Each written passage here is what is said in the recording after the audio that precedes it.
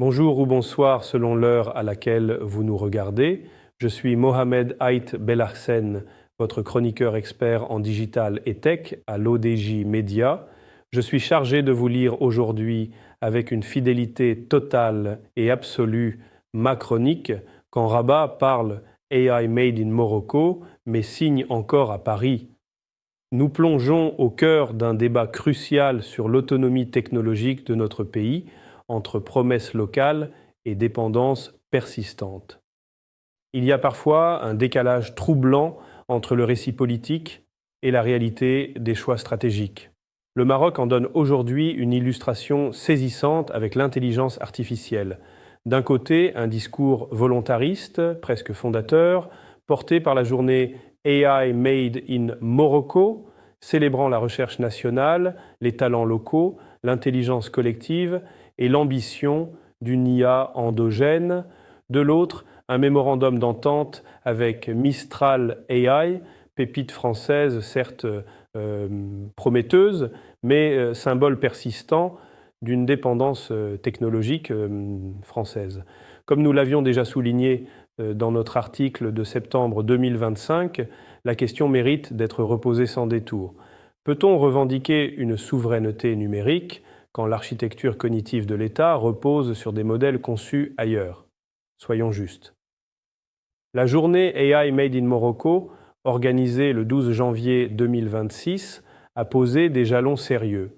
Vision structurée, priorités claires, mobilisation des universités, des institutions, du secteur privé. L'auteur ajoute que le lancement des Jazari Institute, en hommage à l'héritage scientifique arabo-musulman, constitue une initiative forte, symboliquement et stratégiquement. Recherche scientifique, lien industrie-université, data factories, attractivité des talents, IA appliquée aux zones rurales, aux grands événements sportifs, le discours est cohérent. Mieux encore, il rompt avec une logique de simple consommation technologique pour assumer l'idée de production, de co-construction, voire de leadership régional. Mais voilà, ce récit ambitieux entre en tension directe avec un choix politique précis. Mistral AI comme partenaire stratégique de l'État marocain. Le choix de Mistral n'est pas anodin, il est même hautement politique. Il traduit une volonté de s'éloigner des GAFAM américains, accusés parfois à raison d'hégémonie, d'extraterritorialité juridique et d'appropriation massive des données. Sur le papier, l'argument se tient. Une alternative européenne, open weight, RGPD compatible, moins intrusive. Très bien. L'auteur affirme que, dans les faits, Mistral reste une entreprise française, financée en partie par des capitaux étrangers, alignée sur une stratégie industrielle hexagonale et intégrée à un écosystème où Paris conserve la main sur les choix structurants. Autrement dit, on a déplacé le centre de gravité sans vraiment le rapatrier. La souveraineté n'est pas une question de passeport juridique, mais de capacité réelle à maîtriser, entraîner, adapter et gouverner la technologie. Or, aujourd'hui, les modèles fondamentaux restent conçus hors du Maroc. Les briques critiques aussi, les standards également. C'est ici que le débat devient sérieux. Les Jazari Institute promettent beaucoup. Mais quelle est leur place réelle dans la chaîne de valeur? Seront-ils producteurs de modèles fondamentaux ou simples intégrateurs intelligents de technologies importées? Car l'histoire économique marocaine est jalonnée de partenariats stratégiques où l'expertise restait à l'extérieur pendant que le pays servait de terrain d'expérimentation, de marché pilote ou de vitrine régionale. L'auteur pense que la souveraineté numérique ne se décrète pas dans un événement institutionnel, aussi bien organisé soit-il.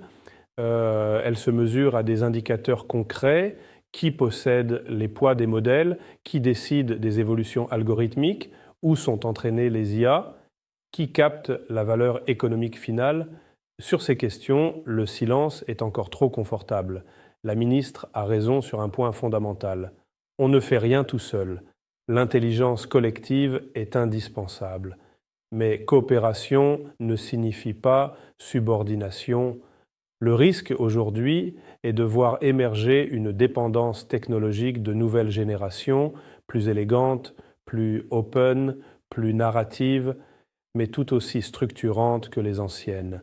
Une souveraineté marocaine crédible passerait par un investissement massif et durable dans la recherche locale, des modèles entraînés sur des corpus nationaux et africains, des data centers souverains et surtout une capacité assumée à dire non à certains partenaires, même amis. L'auteur conclut que le Maroc a les talents, il a les institutions, il a désormais un récit. Mais tant que les choix structurants continueront de s'écrire en français, en anglais ou en américain, la souveraineté restera un horizon, pas une réalité. AI Made in Morocco est une promesse, le partenariat avec Mistral est un test. La question demeure intacte et inconfortable. Le Maroc veut-il vraiment produire son intelligence artificielle ou seulement mieux choisir celle des autres? L'histoire jugera, mais l'IA, elle, n'attend pas. Je vous remercie d'avoir prêté l'oreille à cette réflexion. En tant qu'auteur de cette chronique et votre hôte aujourd'hui, j'ai tenu à vous en restituer chaque mot avec une fidélité absolue pour que l'idée originale vous parvienne dans toute son intégrité. C'est cet engagement entre authenticité du texte et passion du partage qui définit notre mission ici, à l'ODJ Média. Je vous donne rendez-vous très bientôt pour une prochaine chronique où nous explorerons ensemble de nouveaux horizons. D'ici là, cultivez votre curiosité et restez connectés sur l'ODJ Média. À très vite.